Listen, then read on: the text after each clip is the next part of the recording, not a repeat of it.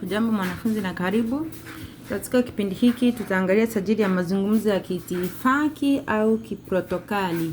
Kiitifaki au kiprotokali. Itifaki ni utaratibu maalum unaotumiwa katika shughuli rasmi. Mara nyingi itifaki hutumiwa na maafisa wa serikali katika shughuli rasmi. Itifaki, protocol. Ndio maana tunasema sajili ya kiprotokali au kiitifaki. Tuangalie sifa moja kwa moja.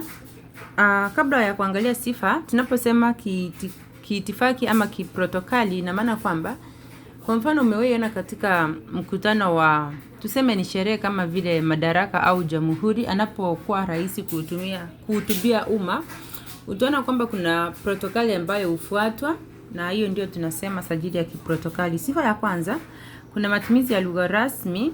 Lugha ya mafumbo au misimu haitumiki. Lugha ambayo inatumika pale ni rasmi. Sifa ya pili, huzungumzia masuala mazito kama vile usalama, uongozi.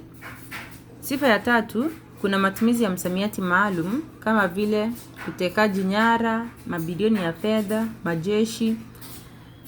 Sifa ya nne, lugha huwa na adabu hata kama kuna uhasama au vita baina ya nchi husika, lugha huwa ni ya adabu. Na sifa ya tano, kuna mazungumzo ambayo yanataja vyeo vya wahusika pamoja na nchi hutajwa.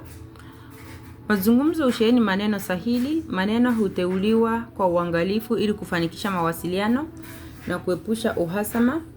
Na sifa ya saba, tunaambiwa kuna matumizi ya ishara uso na miondoko ya mwili ili kufanikisha mawasiliano.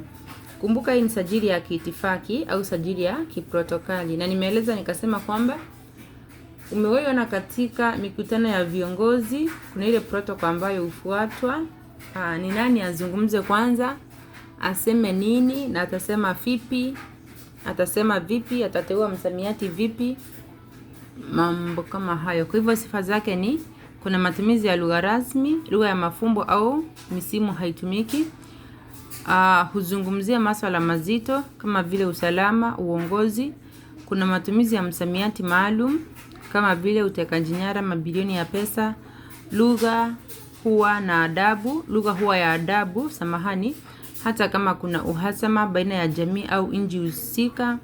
Kuna mazungumzo ambayo hutaja vyeo vya wahusika pamoja na nchi zao hutajwa. Lugha husheheni maneno sahihi. Maneno huteuliwa kwa uangalifu ili kufanikisha mawasiliano na kueleweka kwa urahisi. Na mwisho kuna matumizi ya ishara uso na miondoko ya mwili ili kufanikisha mawasiliano.